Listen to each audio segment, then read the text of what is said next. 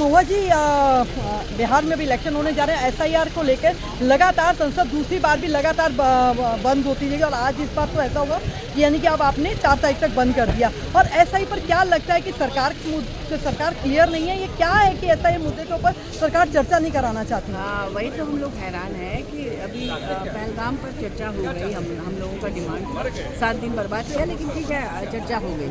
और लेकिन एसआईआर इतना महत्वपूर्ण होता है और विपक्ष जानती है कि अभी बिहार के साथ जो आने वाले दिनों में ये फिर झारखंड, महाराष्ट्र और पश्चिम बंगाल और हर जगह के साथ होगा, हर स्टेट के साथ होगा।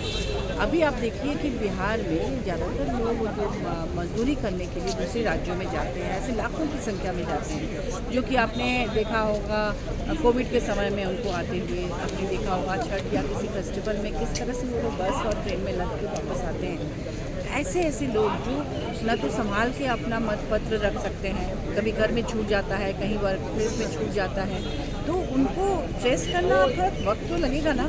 अब उनको मान लीजिए उनके मालिक उनको छुट्टी नहीं दे रहे हैं कि घर जाके तुम कागज़ जमा करो, या फिर उनके पास इतने पैसे नहीं हैं कि वो उतना किराया देकर ट्रेन से या बस से अपने राज्य में लौट सके, तो ऐसे लोगों के मत पत्र को आप खारिज कर दे रहे हैं। तो मुझे लगता है कि थोड़ा वक्त देना चाहिए, नहीं तो ये लोकतंत्र के साथ अन्याय होगा। लोकतंत्र का गला होता जा रहा है हमारे देश में, ऐसा प्रतीत होता है। इसीलिए हम लोग अपोजिशन की तरफ से इस पर विरोध जता रहे हैं कि कम से कम इस पर चर्चा तो हो। चर्चा होने से बहुत सारी बातें खुलकर आएंगी, पक्ष और विपक्ष दोनों की बातें आएंगी, तो निश्चित रूप से इसका कोई समाधान निकलेगा। लेकिन आपको लग रहा है कि इतना सब करने के बावजूद और बिहार के इलेक्शन बिल्कुल सिर पर आ चुके हैं और एसआईआर अपना काम किए जा रही है, वो लगातार आपके यहाँ वोटरों की जो संख्या है, मतदाताओं की संख्या लगातार कम होती चली जा रही है, तो ऐसे में अब आपका अगला एक्शन क्या होता है अगर संसद में अगर ये चर्चा नहीं होती तब?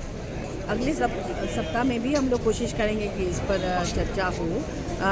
मैं कहती हूँ कि अगर आपको यकीन नहीं है कि इन लोगों ने जो वोट किया वो फर्जी वोट दिए हैं, तो ऐसे में जो सरकार अभी बिहार में है वो जब जीत कर आई थी, या जो एमपीज जीत कर अभी भाजपा या उससे जो सपोर्टिंग पार्टीज़ का प्रतिनिधित्व कर रही है लोकसभा में, तो वो लोग भी, तो मुझे लगता है कि उनको भी निरस्त कर देना चाहिए, ये मानते हुए कि वो सभी फर्जी मनता था। अब तो मुझे लगता है कि जब ऐसे में सरकार आप चला रहे हैं और सरकार को जो वोट मिला उससे जिस पर आप सत्ता में हैं उसको आप मान रहे हैं, और अभी चूँकि बिहार इलेक्शन आने वाला है तो ऐसे लोगों के मत पत्र को फाड़ रहे हैं या खारिज कर रहे हैं, तो ये लोकतंत्र के साथ खिलवाड़ है। आपका अगला एक्शन क्या होगा इसके लिए? एक्शन नहीं होगा, हम लोग क्या कर सकते हैं? विपक्ष तो अपना विरोध जता सकती है, हम लोग मकर द्वार पे विरोध प्रदर्शन कर सकते हैं, हम लोग गांधी स्टैचू के नीचे खड़े हो सकते हैं, और हम लोग पार्लियामेंट के अंदर में ये मांग कर सकते हैं कि इस पर बहस हो।